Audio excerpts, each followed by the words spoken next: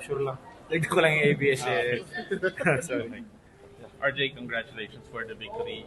Could you please take us to that last play, the winning play of the Siguro yung last play, di naman talaga para sa akin yun eh. So, naghahanap lang talaga kami ng option from that 8 seconds. So, ang dami namin options eh. Si Norbert, si Troy, si JB. Ako lang talaga yung nag-lead na libre. Saka nag-usap kami ni Scotty talaga dun sa last play. And overall, ano masabi niyo sa performance nyo, despite nakahabol yung Magnolia, you were able to put?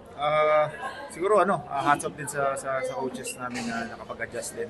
Lalo na nung first half talaga nakapag-ipon kami, nakapag-invest kami nung first half. Pero nung itong kailangan lang namin i-work on yung third quarter namin, papasok na second half. So we can work on that siguro, and syempre crucial game na naman tong parating sa amin against Phoenix sa Sunday. So tingnan lang namin yung viewing, yung mga option na pwede namin ma-improve, and let's see.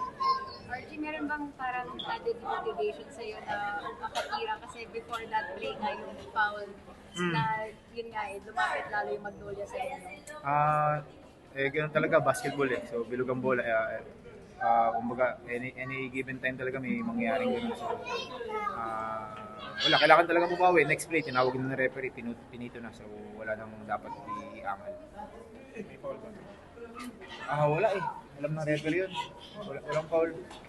Walang foul. Ano naman sabi? Yeah, good. Ano sabi mo na si Scotty maganda yung offensively?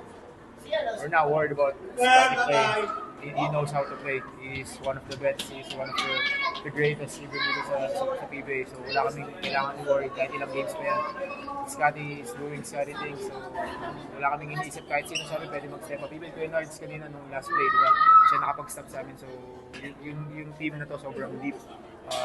Nawalan naman kami ng mga ibang players na may injury like Kuya Japet, Jason. Parang sobrang tagal ng recovery niya ngayon, pero sa tanong mo, hindi ako nag-aalala about siya. Alam niya paano gawin ng basketball. Thank you guys.